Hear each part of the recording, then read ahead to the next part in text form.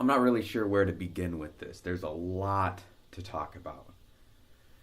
There's a lot of complaining that happens around the game of Magic, and there's not a lot of remembering what's good unless you're remembering what happened 10 years ago or when you started Magic. Some past time that was greater than now, back when the storytelling was so good and the characters were so interesting and everything was so much more magical and better and the game was better. Everything was better last year. The sets were better last year. It was more inventive last year. Everything was better last year or the year before, but not right now. Whatever Wizards of the Coast just announced, as far as you're concerned, is straight up crap. And you're wrong. You're wrong. You're just looking through these things through the lens of nostalgia. You don't like change. People don't like change.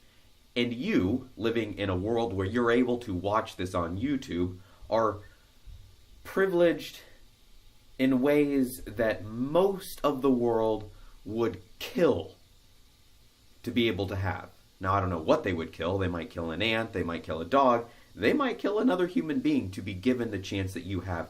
You are squandering your luck and your extreme wealth compared to so much else of the world by spending time complaining. And you might think right now, well, all you're doing, Shade, is complaining that we're complaining. No, I'm not exactly complaining. I'm trying to throw this back in your face so you take a minute to slow things down and think about things. Let's use the example of the recent Mythic Invitational that just went out. Wizards of the Coast announced that a bunch of streamers from Twitch, maybe other places, as far as I know most of them are from Twitch, are going to be invited to this invitational. It's going to be a best of one. Oh, Magic is ruined. It's all over. Magic is done for. Best of one? What makes Magic so great is sideboarding. That's what makes Magic magic. Really?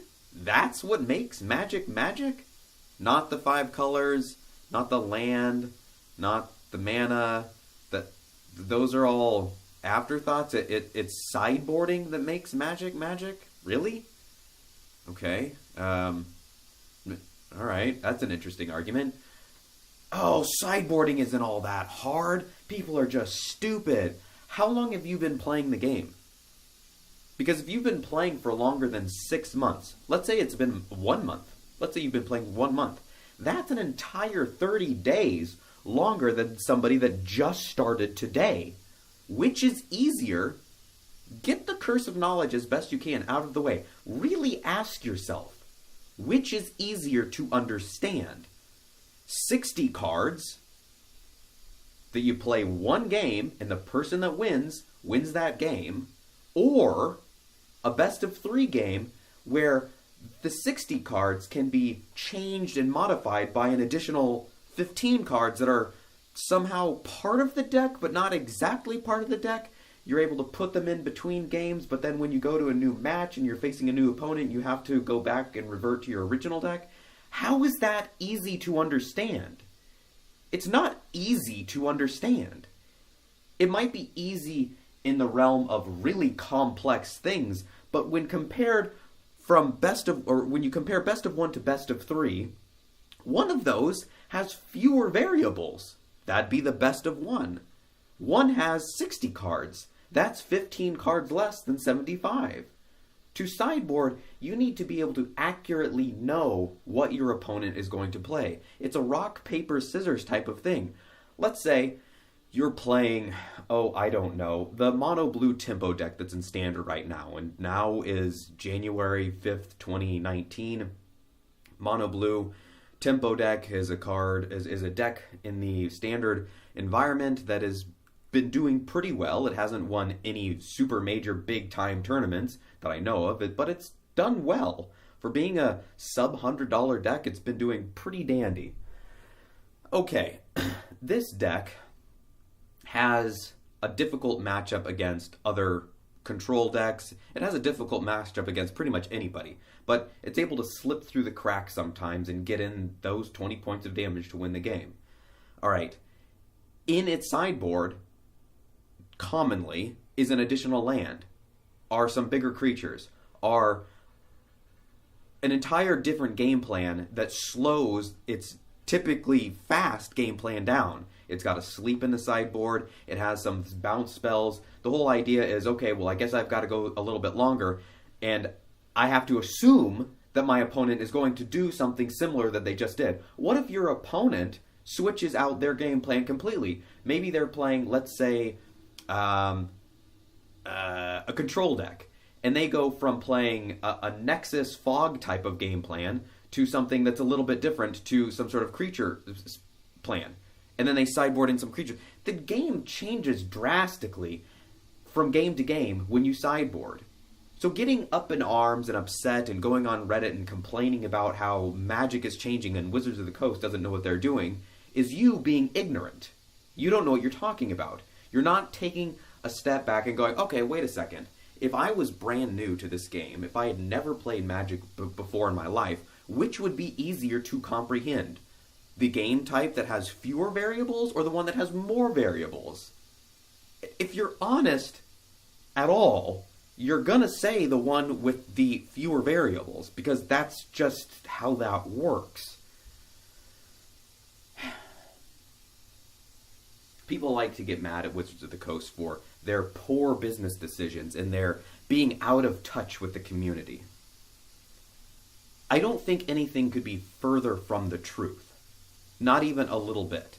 Now you might think, oh, you're wearing the mask because you're some sort of Wizards of the Coast apologist. No, I'm not.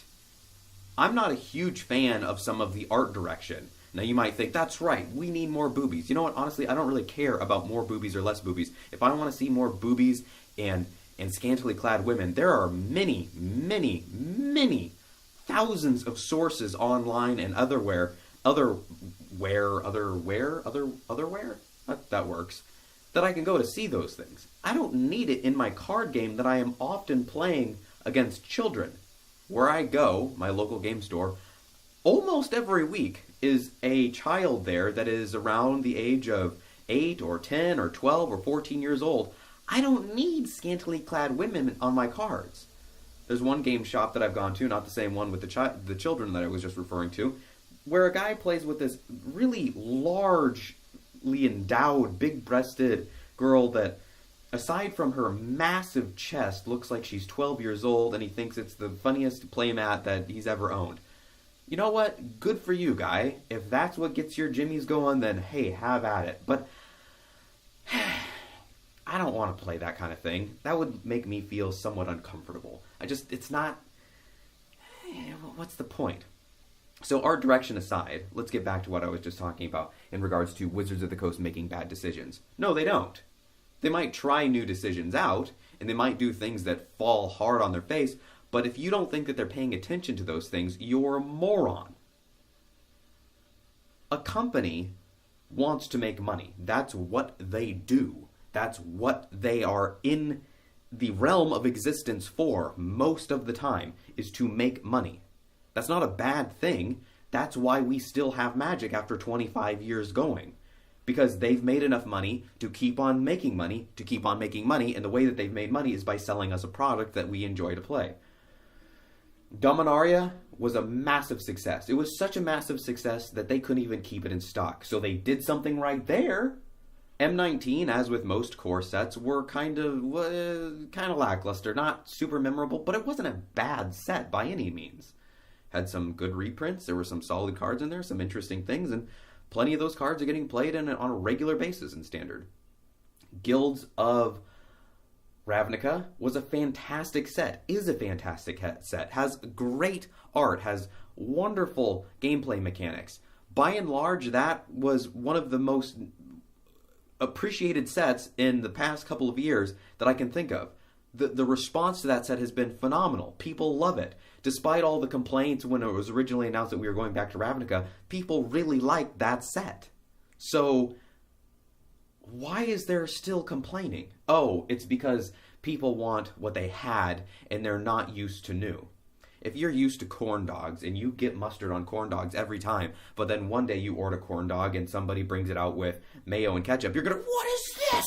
That's not the yellow stuff that's usually on my corn dog. Why are you giving me this? You know what? Stop complaining and just try it. Oh, that's really good. And then you'll get used to that. And then sometime will bring out a corn dog a week later that's got sauerkraut on it. What is this? What is this vegetable on my corn dog? I just wanted battered hot dog with a stick jammed in it, and you're giving me something with green stuff on it? Oh, that's really good. That's actually really tasty. Stop complaining. Take a moment to consider that the people making these decisions at the big high towers have been doing it for a long time. And I'm not saying they're flawless. I'm not saying that they don't make some whoopsie daisies. I'm not saying that they don't make some mistakes. But by and large, it's working. And you know how I know that? Because they're still in business making a great game that lots of people across the world are still paying for, still playing, and still very much into. So just calm down.